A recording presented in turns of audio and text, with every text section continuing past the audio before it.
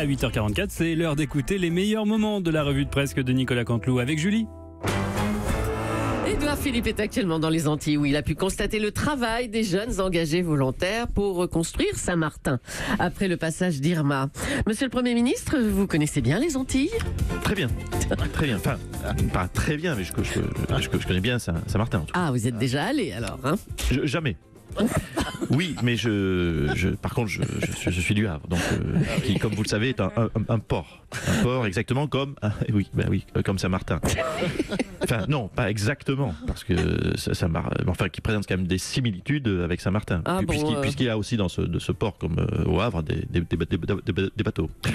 Alors Saint-Martin ressemble au Havre, hein, selon vous ? Tout à fait. Ah bon ? Enfin, non, pas tout à fait, mais même pas du tout. Mais non, attendez, je retombe toujours sur mes pattes. Mais à côté du Havre, vous noterez qu'il y a Deauville, où les Parisiens ne me coupez pas dans ma démonstration, où les Parisiens vont en vacances. Et à côté de Saint-Martin, chacun sait qu'il y a Saint-Barth, où les Parisiens vont aussi en vacances. Donc avouez que ce parallèle est troublant. Troublant, oui, bien sûr. Et vous avez pu constater les dégâts d'Irma ? Tout à fait. Ah. Et je m'y connais, vu qu'au Havre, il y a eu à peu près la même situation. Ah bon, il y a eu un ouragan au Havre ? Jamais. Mais vous noterez, enfin, peut-être ne le savez pas, mais parce que vous ne laissez pas la presse régionale, mais dans la rue Paul Doumer, juste à côté de Coiffure Francis, ça a tellement soufflé. Une fois, il y a eu un vent, il y a eu des vents. Oui, il y a eu du vent. Ça ne sais pas si le vent ou on sèche cheveux mal réglés. En tout cas, Madame Michelet, qui habite au 16, a vu son pot de géranium tomber sur une kangou. Alors là, je peux vous dire. Tomber sur une kangou ? Oui, sur une kangou. La pauvre bête. Mais c'est une histoire je vous confirme, c'est une histoire de dingue, parce qu'on en a parlé pendant des mois au Havre.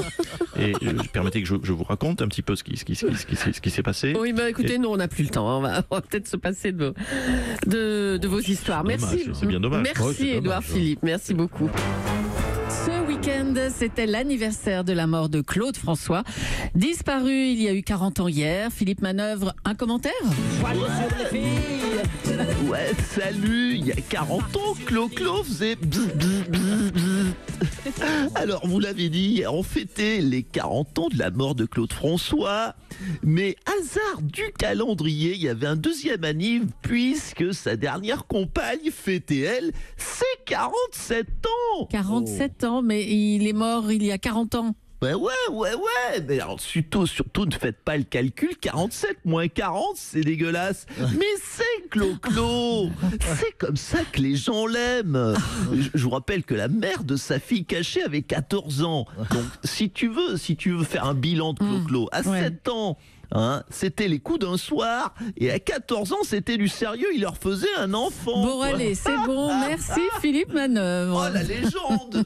On va parler rugby, tiens, maintenant. Le 15 de France a remporté une victoire contre l'Angleterre dans le cadre du tournoi des 6 Nations samedi. Bonjour Bernard Laporte. Oui, bonjour à tout votre collectif, bonjour à tout le pack regroupé autour de Cohen.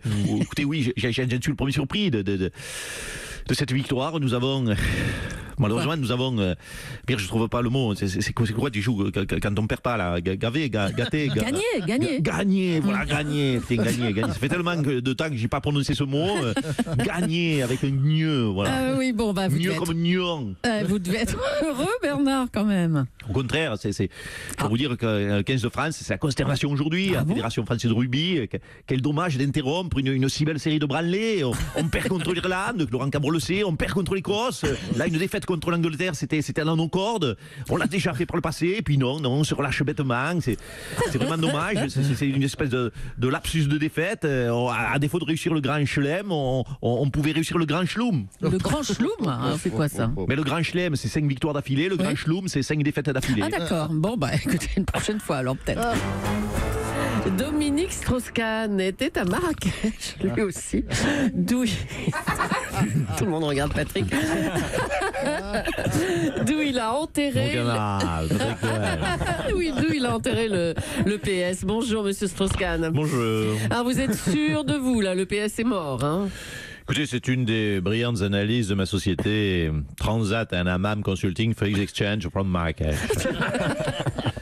J'ai constaté, oui, que le PS avait perdu les 27 dernières élections, d'où tout de suite, déduction du meilleur analyse du monde. Tiens, le PS ne va pas fort. Ah oui, c'est brillant, oui. Une autre analyse, Macron n'est ni de droite ni de gauche, dites-vous. Oui, je confirme votre analyse brillantissime de ma société Transat Pay Montréal Consulting of Mon cul sur la commode and Trading.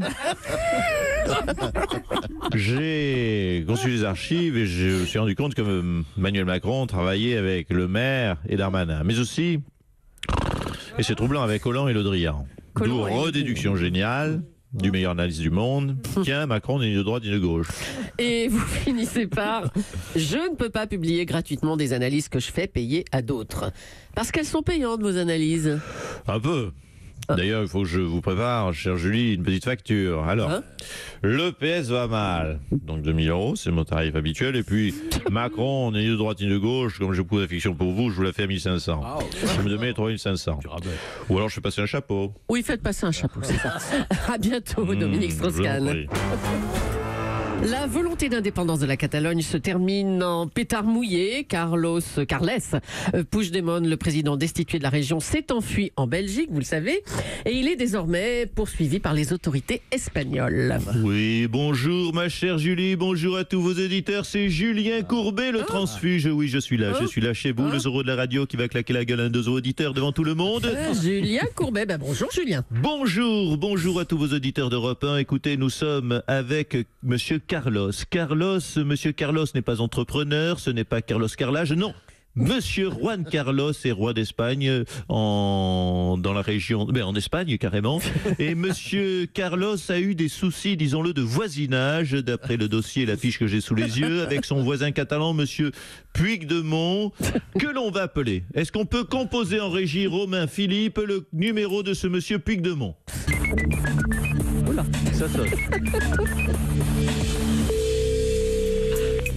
Ça décroche. Allô, que passe? Oui, bonjour Monsieur Puigdemont. Julien Courbet à l'appareil. Je suis avec Monsieur Juan Carlos. Vous auriez décidé, d'après ce qu'il me raconte, de créer un pays dans son pays et sans autorisation, dans son jardin en quelque sorte. Alors je vous le dis, monsieur, en toute amitié, on ne crée pas un pays chez les gens. Est-ce que ça vous plairait, moi, que je vienne chez vous et que je fasse un ministère dans votre chambre ou que je place mon trône dans vos sanitaires? Écoutez, de toute façon, je suis en Belgique et j'ai arrêté la construction. Oui, mais résultat, oui, mais vous avez quitté le pays en chantier, c'est le foutoir, il faut le dire. Vous auriez pu ranger l'Espagne avant de partir. Bon, écoutez, croyez-moi, ma chère Julie, je vais m'occuper de cette affaire. Nous allons rappeler ce monsieur. Eh bien, on compte sur vous. Merci, Julien Courbet. Europe 1.